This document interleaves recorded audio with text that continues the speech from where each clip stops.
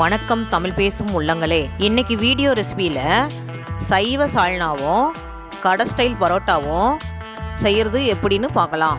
பரோட்டா லேயராக எப்படி வருதுன்னு இந்த வீடியோவில் சொல்லியிருக்கேன். ஸ்கிப் பண்ணாமல் பாருங்கள். சால்னா செய்ய தேவையான மசாலா கலவை எப்படி செய்கிறதுன்னு பார்க்கலாம். வாணலில் ஆயில் ஊற்றிக்காங்க. பிரிஞ்சி இலை 2, கல்பாசி கொஞ்சம், பட்டை 2, லவங்கம் 2, ஏலக்காய் 2, சீரகம் 1/2 ஸ்பூன், மிளகு 1/2 ஸ்பூன், சோம்பு 1/2 ஸ்பூன், அன்னாச்சி பூ 1, இதெல்லாம் ஒன்றா போட்டு வணக்கிக்கோங்க. சின்ன வெங்காயம் ஒரு கைப்பிடி அளவு சேர்த்துக்கோங்க. மீடியம் சைஸ் தக்காளி 2 எடுத்து கட் பண்ணி அதுலேயும் சேர்த்துக்கோங்க.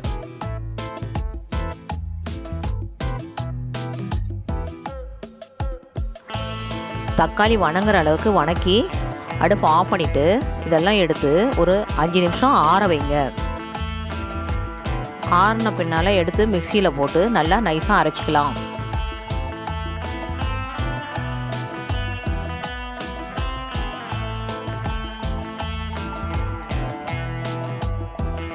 கசகசா 1 ஸ்பூனும் முந்திரி 20 அரை மணி நேரம் ஊற வச்சுக்கோங்க.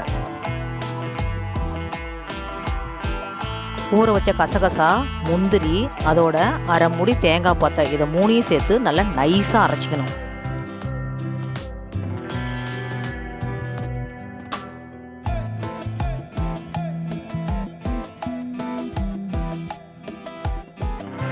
சால்னாவுக்கு தேவையான மசாலா பொருட்களை நம்ம அரைச்சி வச்சுட்டோம். இப்போ நம்ம அடுப்பை பற்ற வச்சு சால்னா செய்கிற முறையை பார்க்கலாம். வாணலில் இப்போது நம்ம தாளிக்க தேவையான அளவுக்கு ஆயில் ஊற்றிக்கலாம். எண்ணெய் சூடு ஏறினதும் 1/2 ஸ்பூன் சோம்பு, பிரிஞ்சி இலை 1, ஏலக்காய் 2, பட்டை 1, லவங்கம் 2, இதெல்லாம் போட்டு தாளிப்பு கொடுக்கலாம். நறுக்குன பெரிய வெங்காயம் 1 சேர்த்து அதோட வதக்கிக்கலாம்.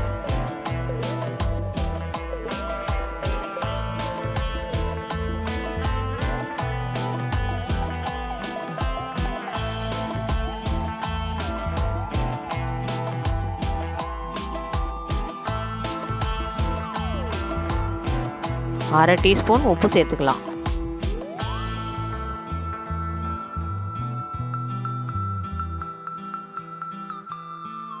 இஞ்சி பூண்டு பேஸ்ட்டு 1 டீஸ்பூன் சேர்த்துக்கோங்க.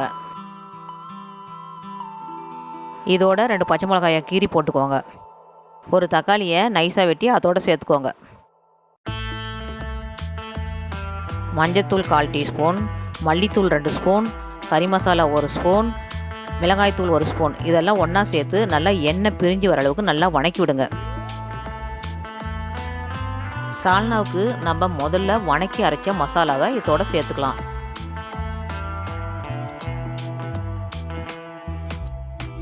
இந்த மசாலாவோட பச்சை வாசம் போகிறதுக்காக கொஞ்சம் தண்ணி சேர்த்து கொதிக்க விடலாம்.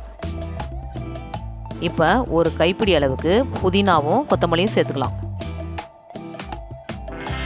ஒரு 5 நிமிஷம் பச்சை வாசம் போகிற அளவுக்கு கொதிக்க வைங்க.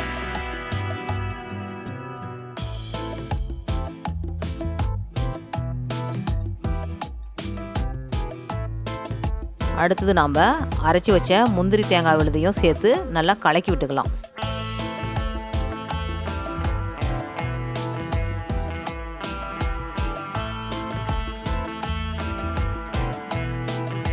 இப்போ நம்ம அதோட 1/2 லிட்டர் தண்ணி சேர்த்து நல்லா ஒரு 20 நிமிஷம் மூடி வச்சு கொதிக்க வைக்கலாம். அப்பப்போ கிளறி விடலாம்.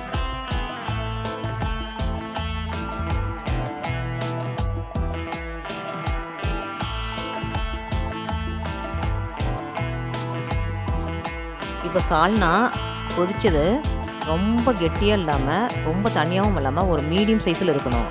எண்ணெய் எல்லாம் பிரிஞ்சு வந்தால் தான் அந்த சால்னாவோட டேஸ்ட்டு நம்மளுக்கு நல்லா இருக்கும். இந்த சமயத்தில் நம்மளுக்கு தேவையான அளவுக்கு உப்பு காரம் இருக்குதான்னு பார்த்துக்கலாம்.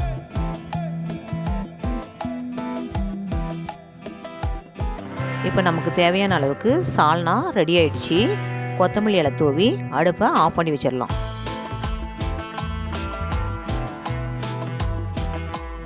கடை சைடில் பரோட்டா லேயராக எப்படி செய்கிறதுன்னு நான் உங்களுக்கு சொல்லித்தரேன் வாங்க. நான் 2 கப் மைதாவை எடுத்து நல்லா சப்பாத்தி பதத்துக்கு பிணைஞ்சி 1 ஹவர் நல்லா ஊற வச்சுட்டேன். இப்படி நல்லா சாஃப்டாக இருக்கணும்.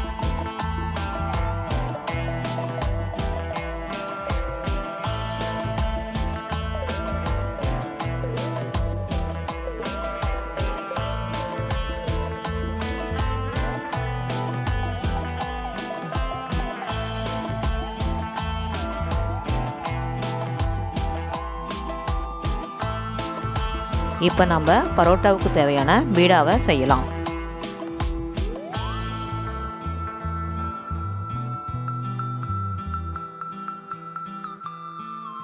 இந்த பீடாவை நம்ம சப்பாத்தி கட்டையை வச்சு எந்த அளவுக்கு விசிறி தேய்க்க முடியுமோ அந்த அளவுக்கு மெலிசாக தேய்க்கலாம். கடையில் செய்கிறவங்க கையிலேயே வீசி செய்வாங்க, நமக்கு அந்த அளவுக்கு செய்ய வராது. அதனால் நான் உங்களுக்கு ஈஸியான முறையில் சொல்லித்தரேன். நம்ம உருட்டி வச்சுக்கிற பீடா மேலே எண்ணெயை தடவி விட்டுட்டு கத்தி இல்லைனாக்கா பீஸா கட்டர் வச்சு நீல வாக்கில் சின்ன சின்னதாக கோடு கிழிச்சு வச்சுக்கலாம். நீல வாக்கில் அறுத்த மாதிரியே ஒன்றா சேர்த்து நல்லா நீட்டி சுருள் மாதிரி சுருட்டி வச்சா பீடா ரெடி.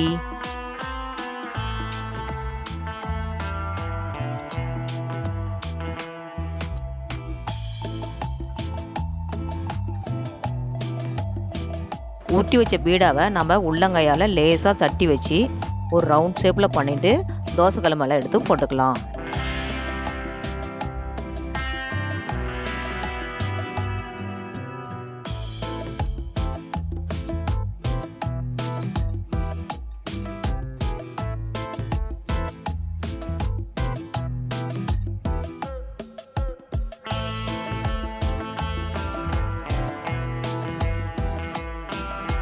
தேவையான அளவுக்கு ஆயில் விட்டு 2 பக்கமும் நல்லா பொன்னிறமாக சிவக்கிற அளவுக்கு வேக விடுங்க.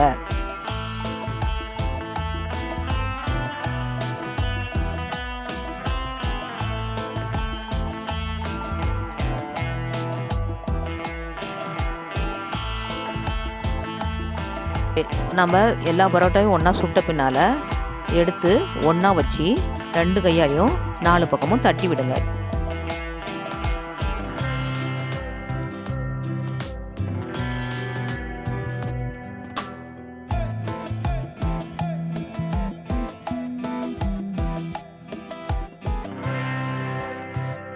நம்ம அடித்து வச்ச பரோட்டா இப்படி லேயராக கிடைக்கும். இது போல் தான் கடை பரோட்டாவும் இருக்கும். நான் சொன்ன ஸ்டைலில் நீங்களும் செஞ்சீங்கன்னாக்கா உங்களுக்கு பரோட்டா செய்யறது ரொம்ப ஈஸி. நம்ம சேனலுக்கு நீங்கள் இப்போ தான் புதுசாக வந்திருக்கிறீங்கன்னா சப்ஸ்கிரைப் பண்ணுங்கள். வீடியோ பிடிச்சிருந்தா லைக் பண்ணுங்கள். நீங்கள் வீட்டில் செஞ்சு பார்த்த அனுபவத்தை கமெண்டில் சொல்லுங்கள்.